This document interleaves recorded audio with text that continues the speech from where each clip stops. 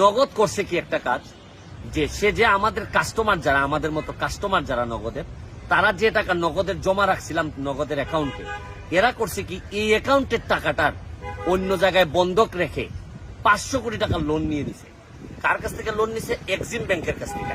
আর Exim bank করছে কি, যখনই দেখছে যে একটা ঝামেলা হইতে পারে, এক্সিম ব্যাংক করছে কি 317 কোটি টাকা যেটা বন্ধক ছিল আমার আপনার টাকা নগদের অ্যাকাউন্টের মধ্যে, এই 317 কোটি টাকা আমাদের অ্যাকাউন্ট থেকে টাকাটা এক্সিম ব্যাংক নিয়ে নিছে। এখন আপনারা বুঝতে পারেন যে এখন আসলে বাস্তবতা কি হইল।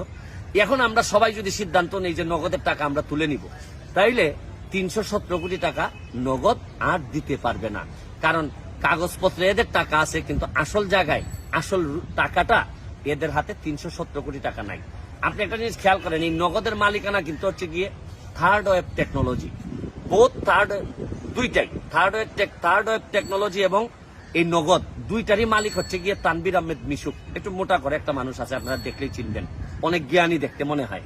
কিন্তু আমি একটা জিনিস বুঝি না, সব জ্ঞানীরাই টাকা পয়সার বিষয়ে, এই ভদ্রলোক করছে কি দেখেন, এই থার্ড ওয়েভ টেকনোলজি এরা কিন্তু কথায় কথায় বলে যে আমরা কিন্তু পোস্ট মাস্টার বা পোস্ট অফিসের আমরা একটা ব্রাঞ্চ, আমরা MLF, আমরা হচ্ছে গিয়ে পোস্ট অফিসের।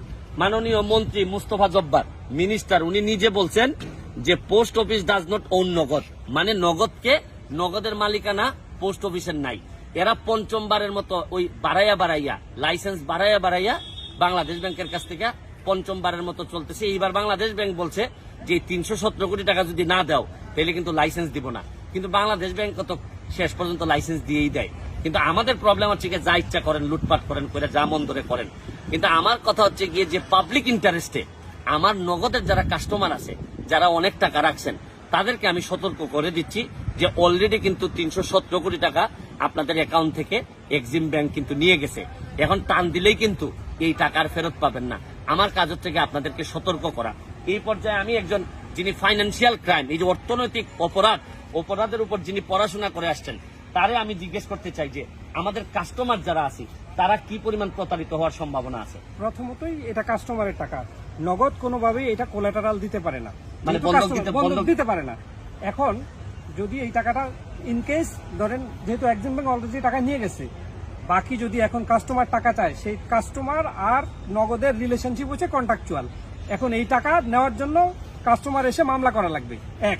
দুই হয়েছে, এই যেমন অন্যান্য ব্যাংকের ক্ষেত্রে হয় যে গভর্নমেন্ট পেমেন্ট প্রোটেকশন ইন্স্যুরেন্স দেয়, যে একটা নির্দিষ্ট অ্যামাউন্ট পর্যন্ত যদি ওই কোম্পানিতে বা ব্যাংকে না থাকে সরকার এসে টাকা দিবে। কিন্তু এই নগদের সাথে পেমেন্ট প্রোটেকশন ইন্স্যুরেন্স আমার জানা মতে নাই।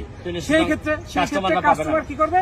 এই যে মনে করেন মামলা করা লাগবে, যেহেতু কন্ট্রাকচুয়াল এগ্রিমেন্ট, এই হয়েছে অবস্থা। আপনি আরেকটা জিনিস দেখবেন, ইবেলি টেলি যারা আছে সবাই কিন্তু চেক হাতে নিয়ে ঘুরাইতেছে, কিন্তু জানেই না কার বিরুদ্ধে মামলা করবে, কে টাকা দিবে, কার কাছে টাকা।